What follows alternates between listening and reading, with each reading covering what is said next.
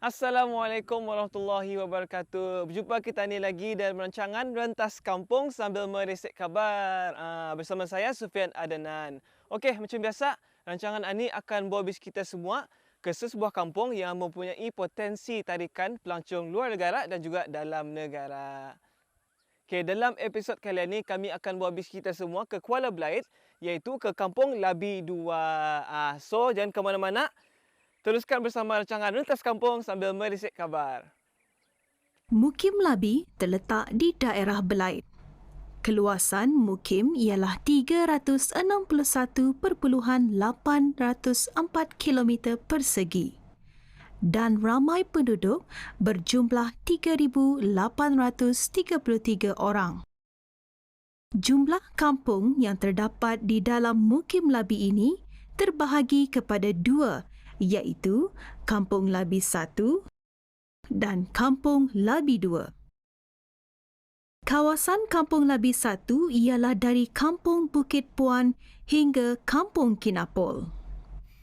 Di dalam tadahan Kampung Labi 2 pula, ada 6 buah kampung kecil yang bernaung bersama, iaitu Kampung Terawan, Kampung Rampayoh, Kampung Labi Lama, Kampung Mandaram Besar, Kampung Mandaram Kecil dan Kampung Teraja. Berkeluasan 224.9 km persegi dengan penduduknya sejumlah lebih kurang 450 lebih orang, terdiri dari majoritinya Puak Iban dan Puak Belait, Kedayan, Dusun, Cina dan terdapat sedikit sahaja penduduk yang berbangsa Puak Murut. Di Kampung Labi 2 ini juga terletaknya Lot Sungkuang, salah satu kawasan penanaman padi yang penting di negara ini. Mula digunakan pada tahun 1962 di atas tanah seluas 20 hektar yakni 49 ekar. Sebanyak 300 hektar yakni 740 ekar lagi ditambah untuk tujuan meningkatkan pengeluaran penanaman padi tempatan. Di Kampung Labi 2 juga terdapat ladang kopi komersial yang pertama yang diusahakan oleh Awang Yong Kian Fook, pemilik dan pengurus ladang pertanian tropikal utama.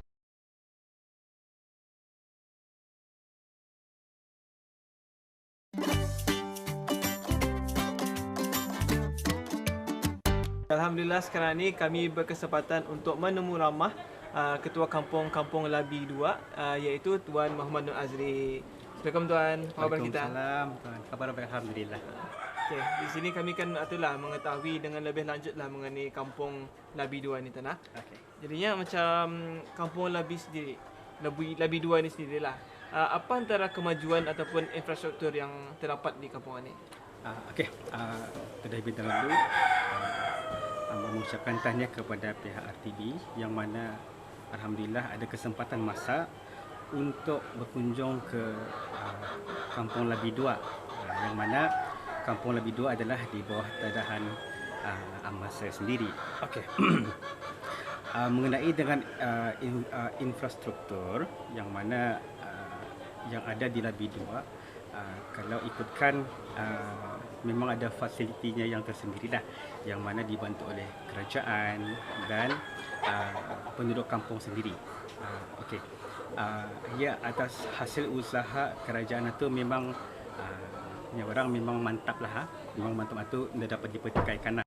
Seperti kampung-kampung lain di negara Brunei Darussalam, Kampung Labi 2 juga tidak ketinggalan dengan kemudahan yang disediakan untuk kemudahan penduduk kampung ialah seperti telefon, bekalan elektrik, bekalan air, jalan utama dan jalan-jalan kecil, balai bomba Labi, Dewan Serbaguna Mukim Labi, Masjid Kampung Labi yang ditubuhkan pada tahun 1979, Sekolah Rendah Labi yang ditubuhkan pada tahun 1959, Sekolah Chong Hua Labi yang ditubuhkan pada tahun 1946, Pusat Kesihatan Labi yang ditubuhkan pada tahun 2002, Pos Kawalan Polis Labi atau Teraja yang ditubuhkan pada tahun 1967 dan Pos Ofis Labi yang ditubuhkan pada tahun 1966. Penduduk kampung juga ada membina salah satu tempat pit stop yang mana strukturnya adalah berdasarkan daripada dengan atur cara kampung lah. Artinya ada dengan gaya kampung yang tersendiri macam itu kan. Jadi dijual dengan produk-produk kampung yang contohnya kuih wajit. Jadi di samping itu juga diorang ada menjual produk-produk kampung itu selain daripada kuih-kuihan. Diorang ada menjual beg-beg yang dibuat daripada buluh, ratan, macam itulah. Dan Indah dapat ketani lupakan juga terhadap Biro Wanita daripada Rumah Panjang Mendaram dan Teraja, yang mana diorang ni dah orang akar umbi yang mana yang membantu penduduk kampung ini untuk mendapatkan income. Di Kampung Labi 2 juga tidak ketinggalan dengan tempat-tempat atau lokasi yang menarik untuk melakukan aktiviti atau riadah seperti Rumah Panjang Mandaram Besar, Rumah Panjang Teraja, Wasai Wang Qadir dan Wasai Teraja. Sebagai harapan yang besar saya juga untuk Labi 2 ni sebagai satu tumpuan juga memerlukan orang manpower. Jadi kalau berdasarkan daripada manpower, tempat-tempat itu tempat Labi 2 ni berkemungkinan atau sebagai perancangan mungkin wallahualam akan datang mungkin 30 tahun akan datang mungkin ada perumahan macam itu. Jadi dapat membantu local product ni lah. Contohnya terhadap pertanian dari segi padi macam itu kan, dari segi penternakan kambing yang ada pada masa ini. Jadi masa ini coffee farm yang mana dipunyai oleh Yong Kian Fu, ia memang masa ini memerlukan manpower, yang mana manpower itu kalau boleh orang anak lokal sendiri. Okay, Alhamdulillah, itulah sedikit sebanyak perkongsian daripada pemangku Ketua Kampung Labi 2 ni, di mana bis kita sendiri mendengarlah tentang kemajuan yang terdapat di Kampung Labi 2 sendiri. Jadinya kami ingin berterima kasih kepada Tuan. Okey, apa pun mengucapkan juta terima kasih terhadap memberi atau meluangkan masa untuk mengetahui Kampung Labi 2. Terima kasih.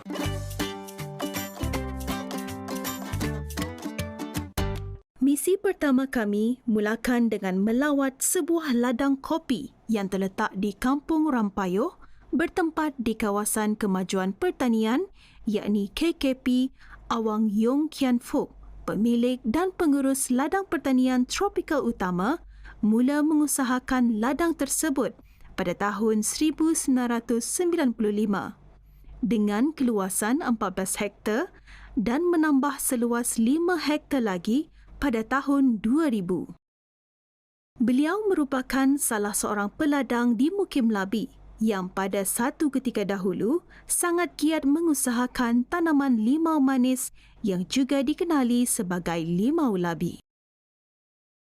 Ladang kopi yang berkeluasan 19 hektar menampung sebanyak 18,000 pokok kopi yang terdiri dari jenis kopi Arabica, yakni cherry dan robusta. Biji kopi yang beliau perolehi dari Indonesia dan Brazil. Tengok dia punya, you can see non-stop di kopi. Ya ada merah, ya lagi kopi latang. Apabila Uncle Yong membawa kami ke ladang yang terletak di belakang bangunan beliau, saya berasa sangat teruja dengan keindahan hutan hijau menjadi latar belakang ladang kopi ini. Saya tidak melepaskan peluang untuk melihat dengan lebih dekat buah kopi cherry yang hampir matang, dan Uncle Yong menerangkan ke semua pokok-pokok kopi di sebelah kanan ini sudah berumur 10 tahun. dan ada yang boleh mencecah ketinggian sehingga 6 meter. Manakala di sebelah kiri ladang kopi beliau masih lagi muda dan berusia 4 tahun. Bukan sahaja pokok kopi ini boleh mengeluarkan buah kopi, tapi bunganya yang berwarna putih iaitu bunga jasmin juga boleh dibuat menjadi teh jasmin tea. Seterusnya kami berkesempatan untuk singgah di Rumah Panjang Mandaram Besar ini. Sebuah tempat yang sering dilawati oleh pelancong-pelancong dalam dan luar negara kerana Rumah Panjang Mandaram Besar ini memang terkenal dengan kraftangan dari Biro Wanita Rumah Panjang Mandaram Besar. Rumah Panjang Mandaram Besar terletak di kawasan Kampung Labi 2, Mukim Labi, daerah Belaid. Rumah tersebut mempunyai 11 pintu yang bermakna seperti 11 buah rumah dalam sebuah rumah yang panjang. Ianya diketuai oleh seorang ketua rumah panjang iaitu Awang Berandi Anak Jamau. Sekarang ini saya berada di salah satu rumah panjang yang terdapat di Mukim Labi dan bersama saya sekarang ini adalah merupakan ketua Rumah Panjang Mandaram Besar iaitu Uncle Berandi bin Anak Jamau. Anak Jamau. Okey, apa khabar tuan? Baik. Okay, di sini saya ada beberapa soalan lah untuk kita. Macam rumah panjang ni kira-kira bila ia ditubuhkan ni? Yang rumah panjang ni yang asalnya mula dibuat 1972. 1972. Tapi yang siap panjang tahun lah sampai tahun 1975. Oh, jadinya dalam lama sudah lah. Dah lama yang pindah kemari. Jadinya macam dalam rumah panjang ni berapa penghuni tu kira-kira? Dalam penghuninya dalam di sini yang menetap sini 53 orang saya. Yang 53 orang. Yang tidur sini yang bekerja di sini.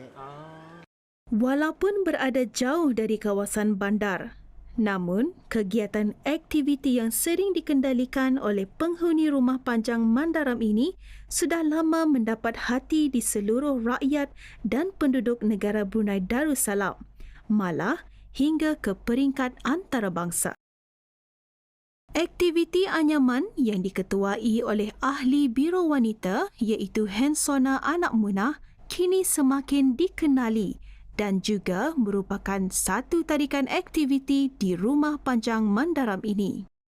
Jualan produk anyaman kraftangan yang dikendalikan oleh seramai 25 orang ahli terdiri dari ibu tunggal dan juga menjadikan aktiviti tersebut untuk mendapatkan penghasilan sampingan serta merupakan aktiviti mereka di hujung minggu untuk balik ke kampung halaman.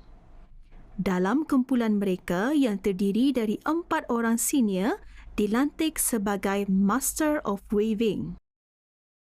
Hasil aktiviti anyaman kraftangan turun-temurun ini pada tahun 2008 telah dimasukkan dalam satu kampung satu produk Rumah Panjang Mandaram Besar untuk Majlis Perundingan Kampung Labi 2. Mereka telah mencipta pelbagai jenis kraftangan dari menggunakan bahan-bahan tradisional seperti buluh, rotan dan bamban lalu menggunakan mesin jahit, jelas menunjukkan bahawa mereka mahir dalam bidang anyaman dan pentadbiran bagi perusahaan kecil-kecilan mereka. Kesemua hasil anyaman kraftangan mereka akan dijual di dalam rumah panjang mereka di sudut galeri Rumah Panjang Mandaram tersebut dan juga mengikut jualan kampung, expo-expo di kawasan bandar serta ada yang dijual di pusat dakwah Islamiah. Bagi peringkat antarabangsa, barang-barang anyaman kraftangan mereka pernah dihantar ke Thailand, China Expo pada tahun 2017 dan pernah mengikuti Expo Dubai pada tahun 2020, Brunei Pavilion pada tahun 2021. Seterusnya, kami melawat Rumah Panjang Teraja yang mula dibina pada tahun 1947. Dan sebelum itu, ia belum lagi diiktiraf sebagai kampung di negara Brunei Darussalam. Rumah Panjang Teraja yang terletak di pinggir Mukim Labi terus menjadi tumpuan pengunjung terutamanya dalam kalangan pelancong dari dalam dan luar negara. Apa yang menarik lagi, kedatangan kami pada ketika itu merupakan hari yang bermakna kepada mereka kerana mereka masih menyambut Hari Gawai yang berakhir di penghujung Jun tahun ini. Dan juga kami sempat menyaksikan persembahan tarian tradisi masyarakat Iban iaitu ngajat. Inilah antara pengalaman yang tidak terhingga kerana ini merupakan pertama kali saya memasuki Rumah Panjang. Bersama saya adalah burung anak yang merupakan pengurusi Rumah Panjang Kampung Teraja ini. Apa khabar kita? Bagus. Okay, boleh kita kongsikanlah sedikit mengenai tarian tadi tu? Tarian ini dipanggil tarian ngajat yang dibuat oleh Dayak Iban. Pasal tujuannya tu ada lain lah untuk persembahan-persembahan seperti Hari Gawai, permainan-permainan seperti perkawinan dan ada permainan-permainan seperti makan-makan. Itulah tujuannya tu. Tujuan utamanya lah. Jadi kalau kita lihat sini pakaian ni berbeza lah bagi perempuan dan juga lelaki. Boleh kita terangkan sedikit lah apa jenis pakaian yang orang pakai ni? Terima kasih. Perbezaan pakaian memang kita nampak terasa seperti mana yang lelaki ada yang membawa apa ni? Yang ini kalau dipanggil, kalau Iban memanggil terabai. Terabai namanya. Kalau bahasa Melayunya apa namanya?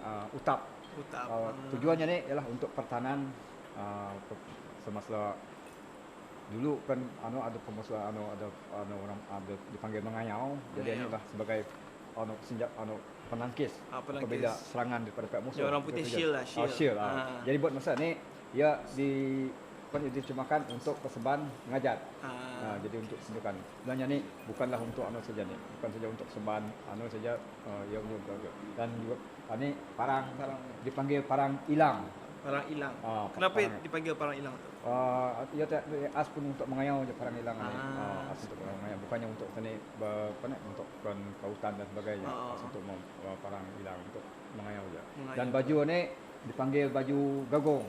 Baju gagong. As untuk orang yang pahlawan Iban dulu memang memakai ni. Jadi sama ada menghadiri majlis perkahwinan, gawai dan sebagainya. Dan untuk dia cara-cara lain. Ini kira pahlawannya? Kira pahlawan. Yang perempuan ni yang di kepalanya tu dipanggil sugu tinggi. Sugu tinggi. Sugu tinggi yang dibuat daripada apa namanya ni? Macam mana steel. Yang ni dipanggil tanggung. Yang dada ni. Yang di tangannya ni apa ni? Yang di tangannya pun sama juga siap yang biasa dipakai oleh perempuan. Yang biasanya memakai ni waktu mengajat perkawinan. Yang memakai ni. Itulah yang dapat saya jelaskan. Kalau ni kan ni macam unik lebih benda ni. Ni macam rantai ni. Okey, yang ni kan apa yang dinamakan ni? Yang ada dipanggil bulu lelanjang. Bulu lelanjang. Yang biasanya ni nak tunggu kat siapa? Yang ni daripada burung merak selalunya yang jaga ni yang masa ni payah untuk mendapatkan barang ni jadi terpaksa di Bebali ni. Bebali ni mahal dengan harga yang mahal lah misalnya spesies memang ada lagi di sini tu. Pupus. Pupus sudah hampir pupus. Sudah. Itu terpaksa Bebali arah balah tu. Ya, saya ingin berterima kasih lah untuk bus kita yang ada di sini untuk menunjukkanlah mempersembahkan tarian ngajat tadi tu. Jadi terima kasih Tuan. Terima kasih. Sama-sama saya mengucapkan terima kasih juga atas kedatangan bus kita dan mempromosikan tarian ngajat daripada Rumah Panjang Teraja. Terima kasih. Tarian ngajat ini diiringi oleh muzik guling tangan yang dimainkan oleh anak remaja Rumah Panjang Teraja. Gong, guling tangan dan gendang merupakan alat instrumen utama yang digunakan semasa persembahan guling tangan ini. Apabila ditanyakan adakah mereka belajar dari orang tua mereka, mereka mengatakan bahawa mereka hanya melihat dan mendengar orang tua mereka memainkan alat-alat muzik itu dan dengan sendirinya bakat tersebut terus mengalir dalam diri mereka. Begitu juga dengan adik-adik kecil mereka.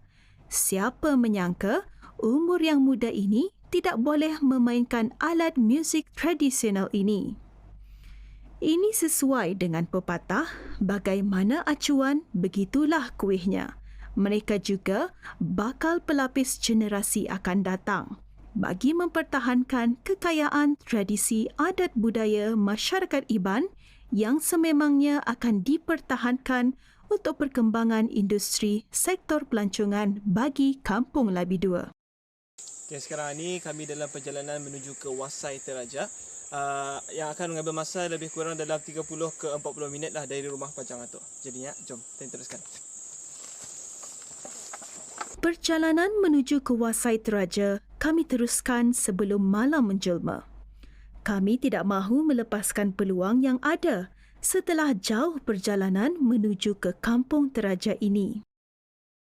Untuk sampai ke destinasi iaitu Wasai Teraja, kami terpaksa meredah 4 batang sungai yang lebih kurang mengambil masa perjalanan selama 30 minit.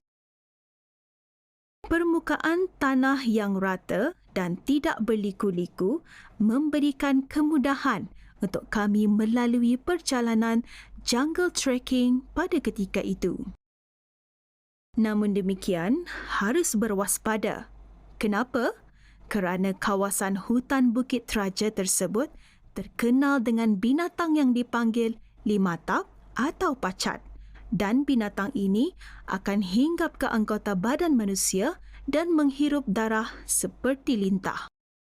Jadi, memandangkan Auda sudah tahu, haruslah Auda mengetahui cara untuk mengelakkannya agar Auda tidak didekati oleh pacat.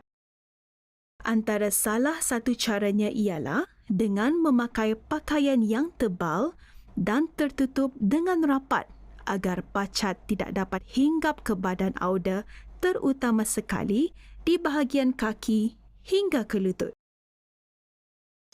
So ini kami separuh jalan sudah menuju ke Wasai Teraja. So di hadapan kami ini ada titian yang akan digunakan untuk menuju ke Wasai Teraja tu.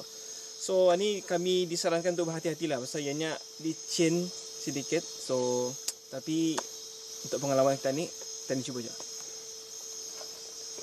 Berbagai halangan kami hadapi dalam perjalanan menuju Wasai Teraja ini. Seperti jambatan kayu dari pohon kayu tumbang ini adalah antara cabaran yang paling berat untuk ditempuhi selain batu-batu yang licin. Namun demikian, semua itu tidak menjadi halangan untuk kami meneruskan perjalanan ke destinasi kerana setiap orang yang berkunjung ke Kampung Teraja ini sudah pasti akan mengunjungi Wasai Teraja.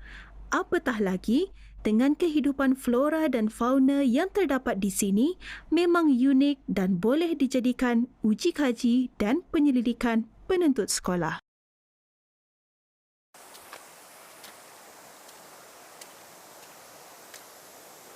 Okay, akhirnya kami sudah sampai di Wasai Teraja. Selepas mengharungi beberapa cabaran yang kami lalui menuju ke sini. So, akhirnya di depan saya ini adalah Wasai Teraja. Ini orang putih, walah, magnificent. Wasai Teraja sangat sesuai menjadi satu tempat ikonik di Mukim Labi. Ketinggian Wasai lebih kurang 20 meter dan tasik yang luas juga sesuai untuk mandi-manda di sana. Dan kami tidak melepaskan peluang untuk mandi di Wasai ini demi melepaskan lelah setelah menempuh perjalanan lebih kurang 30 minit untuk sampai kemari.